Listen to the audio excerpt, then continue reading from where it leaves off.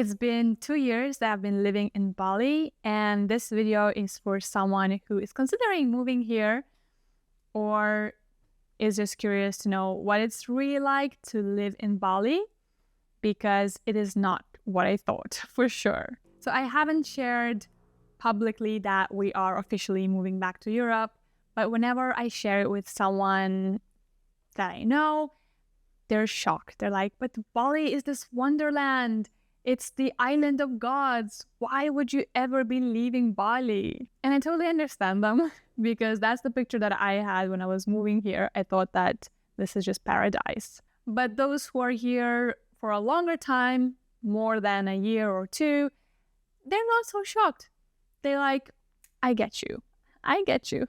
So that's why I'm making this video, because I haven't seen many of this type of videos speaking about the things why it's actually not a place to live long term, at least not in our experience. So what do I start, the good or the bad? I think I'll start with the good because it kind of requires less explanation. So obviously we loved Bali. We wouldn't have lived here for 2 full years if we hadn't. You get sunshine all year long. It's the perfect temperature, at least for me, not too hot, not too cold. Sometimes it gets a little bit too hot, but it's nothing compared to the other tropical countries. I really liked Balinese people. In general, the whole expat community here, people who come to Bali, they're very open-minded. They immediately kind of shift into this other mode of connecting and being so friendly. And it's totally normal to just start talking to a random stranger or meeting someone for the first time, and then when meeting for the second time somewhere in an event or a cafe, it seems like you're friends almost. So it's really very, very easy to make friends here, for sure. But I will touch upon that later on, why it's a big plus and also a big minus why we're leaving. So stay tuned for that. But continuing on the pluses, there are always plenty of things to do. It's like an ongoing festival of workshops and events, so you would never get bored.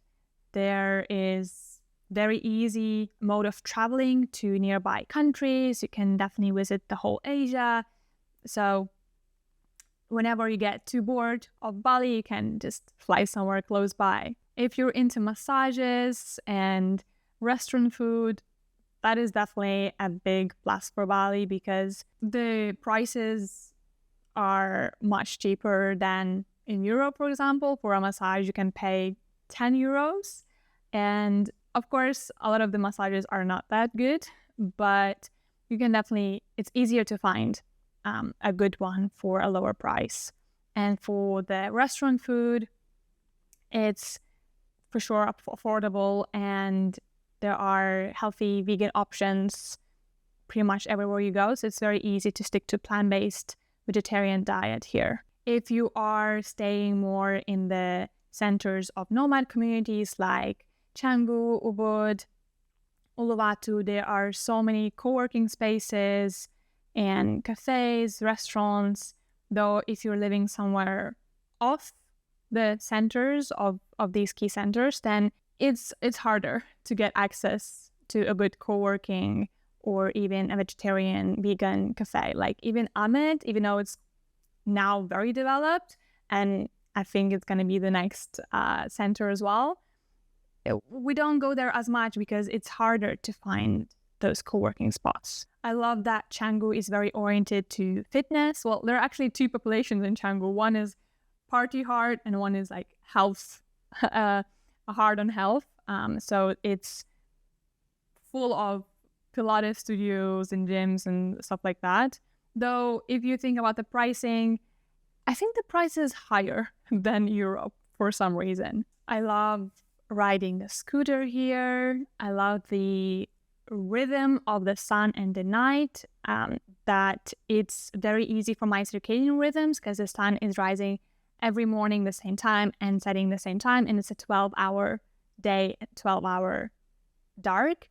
So my body is really loving that. When it comes to house chores, it's very easy to outsource cleaning, cooking, laundry, though It won't do the job perfectly, I have to say. But if you're into that, it's very easy to outsource a cleaning lady or something like that. And if you are into yoga, spirituality, you're exploring, you're in a transition period of your life where you're not sure what you want to do next and you just want to focus on yourself, then I think this is a great place for that because, like I said before, there are many workshops happening around all of these topics. And if you're starting out to explore spirituality, can be a good place to taste a bit of everything and to see what's yours, what's not, though I will touch more on the nuances in the second part of this video. And lastly, it's just a very relaxed, chill vibe. You don't get that rush, work kind of mode. It's, yeah, if you're looking into building a business and really working hard, might not be the place for you. But if you're looking to have more of a chill work-life balance kind of experience, this is for sure a place for that. And also, if your current circle of friends isn't serving you in the way you would like to, this is also a great place to meet like-minded people who are into spirituality, health, into self-development, and who want to create a life that's authentic to them and not based on the 9-to-5 jobs and all the career and money chasing. Also, because Bali is still kind of rural, you don't get that consumption energy, at least where I live and around the places I hang out. I don't get that need to constantly buy things. I barely buy anything, mostly for just home stuff. But for clothing, I don't really shop for that. So I like it for its simplicity. You can just, wear flip-flops 24/7. And I think because Bali is so chill, relaxed, and easygoing, things manifest kind of easier here. You just have to think about something and then it kind of appears. So I think it all comes back to that alignment. It's easier here to get into alignment because there's no rush. So you have time for your morning rituals and evening rituals, and then you go to a yoga class or some event, and it's just very easy to stay in that alignment. There's not that much chaos going on. So I think that ties to that. And probably I could mention a few more things, but that's what's coming now to my head. If you have something else positive about Bali, you can put in the comments to give a full picture of your experience. And now coming into the second part of why are we actually leaving Bali then if it's so amazing? So it's not only about what Bali is, but also what Bali isn't. And again, take it with a grain of salt. This was just my experience, my own upbringing, and it's all very biased. But it might be useful if you're considering moving here. I actually made a whole list about why we're actually leaving Bali because I just needed to, I think, see it all in one place to finally make the decision. And when I wrote it down, I'm like, okay, we need to leave. So I have the list in front of me, and it's quite a lengthy one. So first is health and well-being. That is my number one priority. That's why I moved here, to have that circadian rhythm balance, to have healthy food, access to greens and all the freshly grown produce. And I thought that I'm doing a good thing for my health, but turns out not so much. So talking about the food, there are no food safety regulations here. And I studied health safety in uni. So for me, I know it's needed, right? So people can grow food however they want. They can spray it in pesticides. I mean, I know they do it everywhere, but here it's not controlled. So you cannot ever know what you're getting. You cannot buy food that's labeled organic and you know that it's organic. So we do try to buy from farmers, but even that is very, fine line of what they say and what they do. Because being with Balinese, living with them for almost 2 years, we realize that sometimes they say one thing and do the other because in their culture, it's so inappropriate to kind of say no. So they say yes to everything and then still do their own thing. If you want to read a food label and be sure that what is in there, well, this is not the place, because you can buy a bar of chocolate and it says 100% chocolate. And it's sweet like, I don't know, a milk chocolate that's like 20% cacao mass. So that's what I'm talking about. if you care about food labels to know what additives are in there, sometimes you cannot get that. And even if they do write something, you cannot be sure that that's real. Also, I just actually recently found out why I hate tomatoes here so much in Bali, because whenever I try to eat them, they just taste like plastic. And I found out that they put naphthalene on them to preserve them for longer.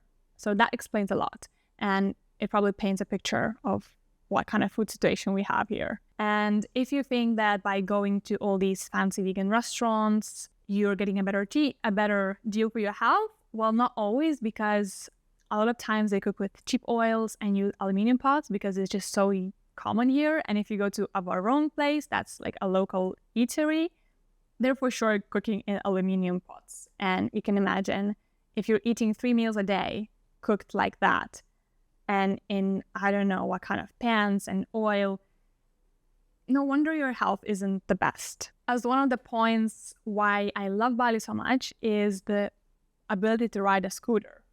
But the negative side of that is that you are driving through all these crammed, trafficy streets and you get all of that dirt and toxins right up your face, your nose, your eyes. Some people get eye infections. And after driving for an hour, for example, I come back home and I clean my face with a pad and I can see that it's black.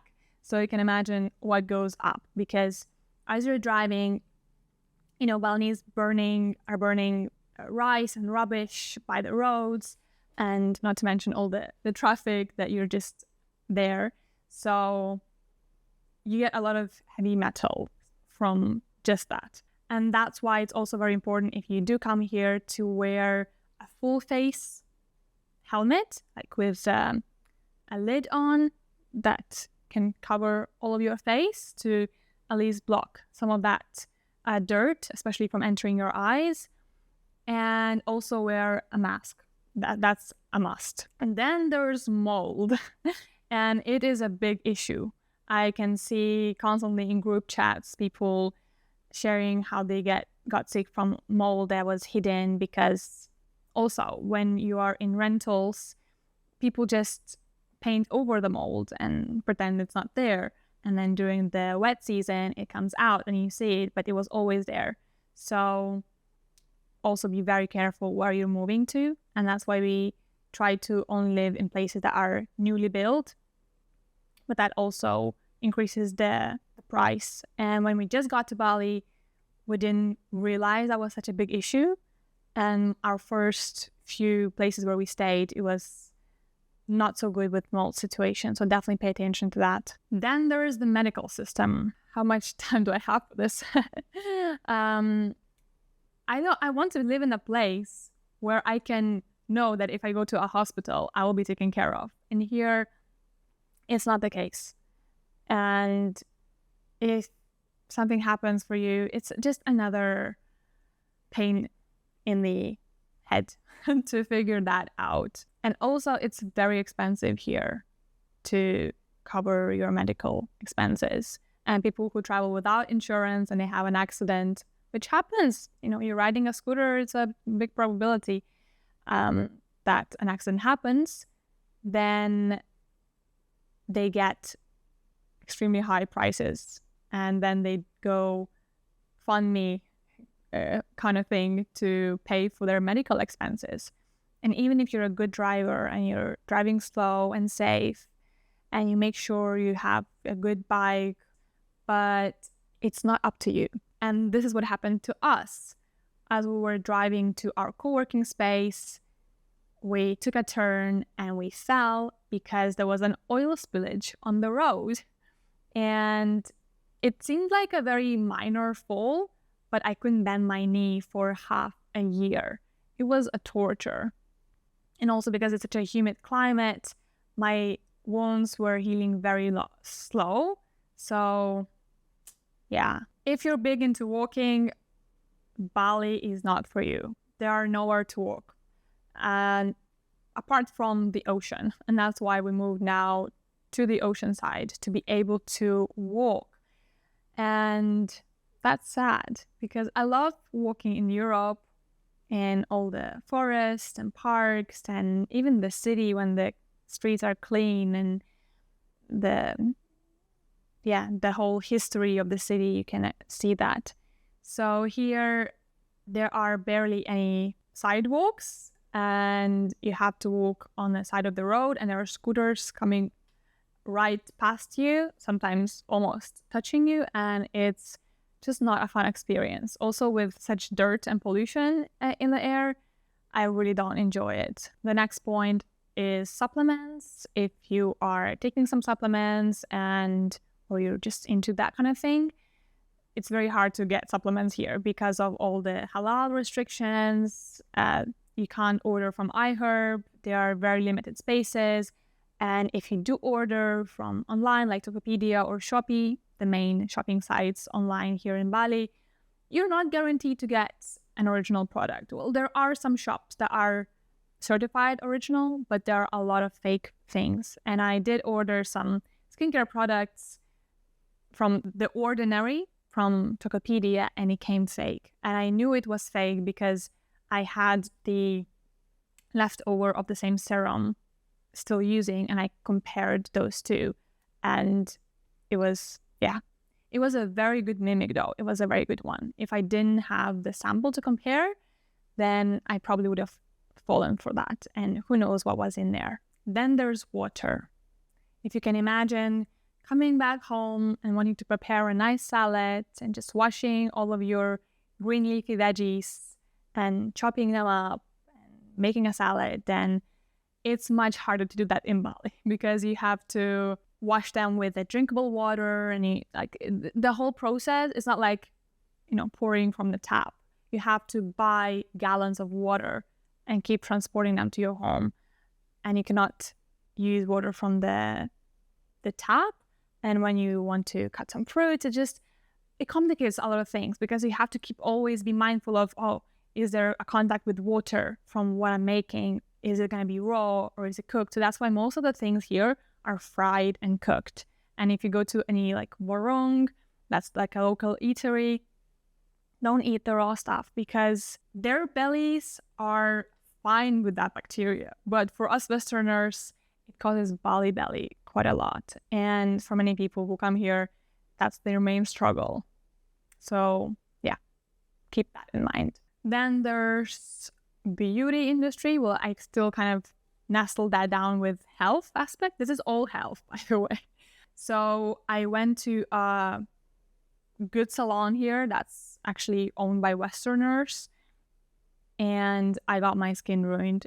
I am still dealing with the after effects, but the quality of all the treatments here are really bad. That's why I actually had to learn how to do my own gel nails. Well, I can't complain. I love doing them right now.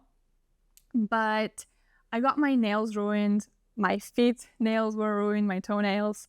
I had to heal them for a long time. Yeah, I don't know what they did to them, but I was in pain for 4 months after getting a pedicure. So yeah, it's cheap, it's affordable, but is it worth to ruin your nails, to have a possibility of ruining your nails? I don't think so. And if you do want to get that, maybe go to a really recommended place, which is mostly in Canggu somewhere, because everywhere else on the island, it's hard to get that quality salon treatments. And speaking of salon treatments, then there's all the massages that, maybe I'm just speaking about massages, I don't know, but I've only found one good masseur in Bali after trying so many, because a lot of them I just have a few they train fast and then they go off and doing the work because there are so many tourists, there's so much work for them. But to find someone who actually knows body and knows how to work with the body, it's really hard. If you're just looking for some stroking, that's fine. I think you can get that. But if you're really looking for someone who knows body, it's very hard to find. And even if you go to those very elite places and you pay European price, you get the whole experience like a European price. But the whole massage, it's not that big of a difference, at least was in my case.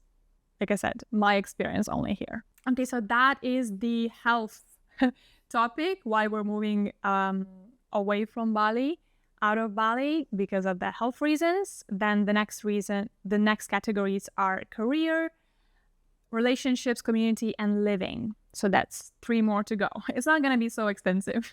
Okay, so moving to career, ability to work is really hard here. Of course, depending on some professions, but for example, my partner is a videographer, filmmaker, and for him to even get a semi-legal visa to work he has to pay like 3 or 4,000 euros for half a year just to get a permit to work. That's pretty crazy. And also, most of the filmmakers here are Indonesians, and most of the companies, when they hire someone, they want the Indonesian because like they're gonna work for less. And when it comes to doing other kinds of things, then there's as well a lot of legalities involved. It's not like just you come up with an idea and you do it. And that's why I also say it's semi-legal, because you kind of pay the agent for them to pay the immigration, but it's not really, like the visa that everybody works here on is technically not even legal. Like to really work legally, there's the whole, like you have to set up the company, you have to, just the whole process. So most of the people just get the basic stuff that's legal but not really legal. I didn't really feel comfortable working on that, so I stuck to just doing my thing online. But I really missed that human-to-human connection that I get from my work life, person to person. But then the internet sometimes just decides to disappear. And even though we had the most reliable, the fastest internet provider, it sometimes was not providing. So you have to also face with that and be okay that, sometimes if it's a heavy rain or something's happening, you won't be able to do what you planned to do on the internet. Okay, so the third category is relationships and community, and that's also a very big piece why we are moving away. And like I mentioned in the beginning, what things I love about Bali is meeting all those inspiring people who are living life on their own terms. That is also the same reason why we're leaving Bali, because it's very transitory. People don't come here for settling. They come here for exploring, making a transition in their life, finding themselves after a burnout or some sort of discovery. And then they get off to live their own life. And that's beautiful because I get to meet those wonderful human beings, and I made really good friends with some of them that I'm closely in contact. But to really build that community, if you're looking for that community of people who really live here, who are settled down, that you can invest in those relationships for long term, then it can be very hard. And at one point, I created my own women's circle that we were meeting every week, and I felt so nourished and felt like, okay, maybe I can stay in Bali for a long time. But then what happened is what happens in Bali, and what everybody who lives in Bali always tells me, is that people go. And it's the nature of this place. And I find that I still have a lot of friends, a lot of people I connected with. Maybe I cannot call them friends yet, in a true sense of friendship, of that trust that I can count on them. Because like I said, it's very easy to make that initial friendship to get it going, because people are here. They don't have all of these other relationships, that the circle that they have back at home or in a place where you live long term. And that's what is making them to be so open to everybody else. Because if I have already, my 10 closest friends that I'm seeing regularly, I don't really have space in my time to just randomly go for lunch with that person I met at my Pilates class. But here, because I don't have that settled community where we have events together, then I'm like, yeah, sure, why not? Let's go for lunch together, even though we just met, but because we like each other's energy, let's do that. And it's beautiful. And that's how I met a lot of beautiful people. And I'm very grateful for that.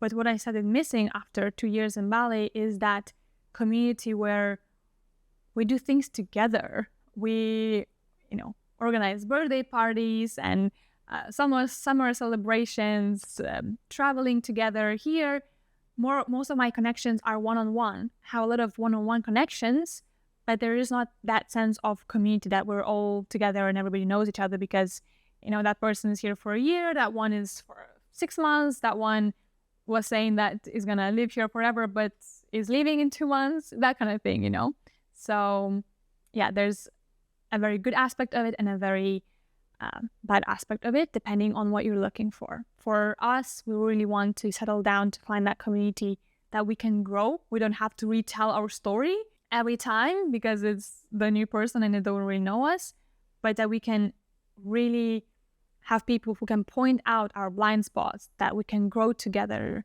We can actually go through the challenges, because it's very easy to always keep creating new relationships, because if it doesn't go deep, it doesn't really make you grow. And speaking of people also, there's a lot of spiritual tourism, a lot of people who are, they really care to show how spiritual they are. And that's why we didn't actually go to any big events, especially in Ubud, because it just felt so fake. It was all about showing how deep I can go in a breathwork session and how much I can show. So that was our experience.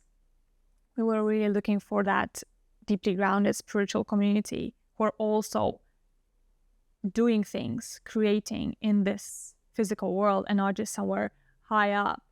So yeah, there's definitely people like that, but in the mass events, there's a lot of that, just high, no grounding, and also a lot of spiritual bypassing.